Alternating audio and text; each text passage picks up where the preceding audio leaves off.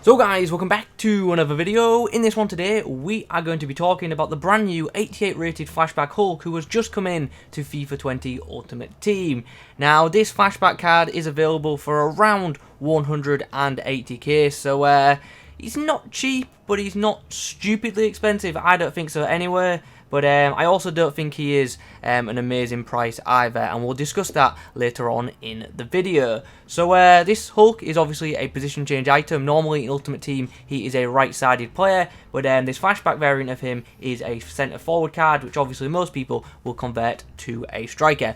This is the team we used him in. He's up top with Mbappe. I actually played 4-4-2 in game as well as the 4-2-3-1, and I actually enjoyed using Hulk. Now, do I think this card is amazing? No. But do I think it's usable? Definitely is. So yeah, let's have a quick look at some of the stats. Obviously got quite a few nice traits, which is good to see, and he's also got some decent attributes as well. Really good to see. 99 shot power, that's awesome. So is the 95 long shots, and obviously he's also got really good strength and aggression as well, because that's pretty much what Hulk is known for. Good pace too, not amazing pace, but good enough, and his passing and shooting stats in general look pretty impressive. In terms of the chem style for this guy, I personally think Engine is the best one, and that's because this guy's dribbling, some of his dribbling stats, aren't amazing, namely the agility and the balance, but especially that balance. The Engine chem style does give a +10 to that, which is nice. Alternatively, another chem style you could use on this guy is Sniper, but I think Engine is the best for him because it also gives him a muchly needed nice pace boost, which is definitely welcome. 89 pace, like I say, isn't slow. It's definitely not slow, but at this stage of the game there are so many fast attackers that you want to get as much pace into this Hulk as you possibly can, and the Engine chem style definitely helps with that. Now all that is out the way, let's discuss in-game performance. How was this Hulk card? Well, he ended up with a decent record for me. He scored 7 goals and picked up 3 assists, which is a pretty nice return, to be honest. And I actually thought it was a decent card. Do I think it's an amazing card? No, but it's one that will definitely get you goals, which is obviously a big positive for any attacking card in Ultimate Team. So let's break things down, shall we? We'll begin by talking about this guy's pace.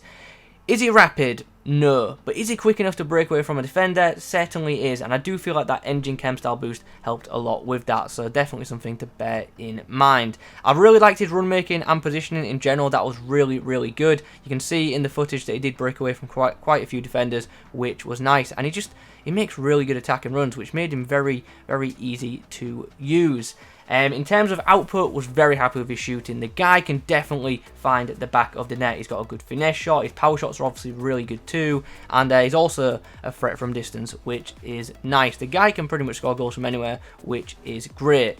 Even though this card's been given a weak foot upgrade, it's got a 4-star weak foot instead of a 3-star weak foot. I honestly didn't think his right foot felt any better, to be honest. Maybe that's just all in my head, who knows, but yeah, didn't feel much of an improvement there, but it's nice to see that he's been given a weak foot upgrade nonetheless. In terms of passing, how is he?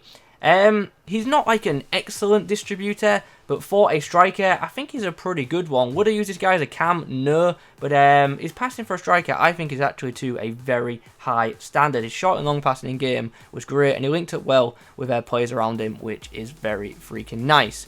Now we come on to probably what will be the biggest talking point of the video. How is this guy's dribbling in game?